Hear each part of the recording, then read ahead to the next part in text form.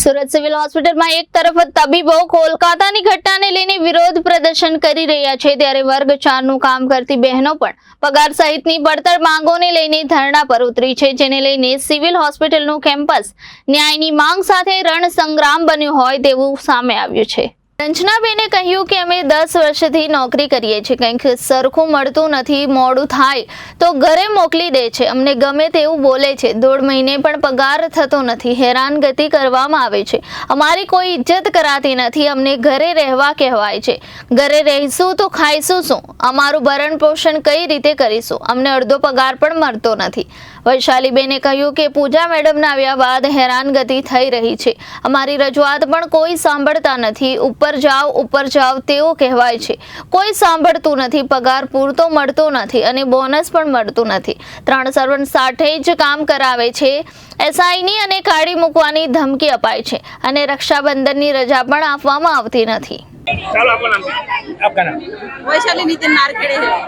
मैं 10 साल से नौकरी कर रही हूँ। पूजा मैडम आएगा तब से बहुत टॉर्चर हो रहा है हम लोगों को। ऊपर सिस्टर लोग टॉर्चर करते हैं, ब्रदर लोग टॉर्चर करते हैं, डॉक्टर लोग टॉर्चर करते हैं। उसके पास बोलने आएगा तो वो बोलती है ऊपर जाके बोलो। किसके पास जाए हम लोग बोलने के लिए?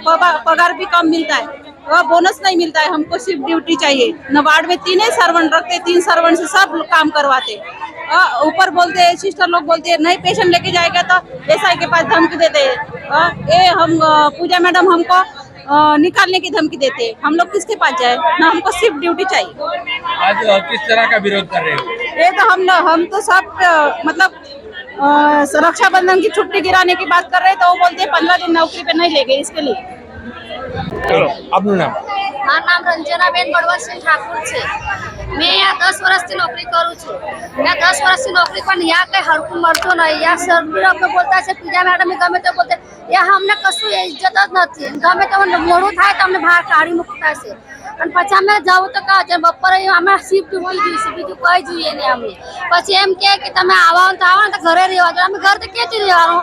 પછી અમારે ઘરે રહે તો ખાવા હું અમે 2 પોરા લઈને પેલા તો ખાવા પીવાના નહીં, 1.5 મહિના પગાર આવે અમારું, 10 તારીખ અંદર પગાર નહીં આવે તો બીજાને આપણે ભાડાનું મકાન છે, અમારું પોતાનું મકાન નથી, તો પછી અમે શું કરવાનું? પછી કઈ બોલવા જાય તો પૂજા મેડમ કે તમારે ગરીબ આવવાનું નહીં કામ પર, પછી એસઆઈસી લોકો બી અમને ગમે તેવું બોલે, અમારે કઈ છે જ નથી આ એવું। કેટલો પગાર છે અને શું મુખ્ય માંગણી તમારી? અમારે એવી જ માંગે છે કાયમ અમારે શિફ્ટ ડ્યુટી પગાર અમારે 14,000 પગાર છે, પણ અડધો પગાર મળતો નથી અમને। Reporter Arvind Rathod, Janadesh news, Surat.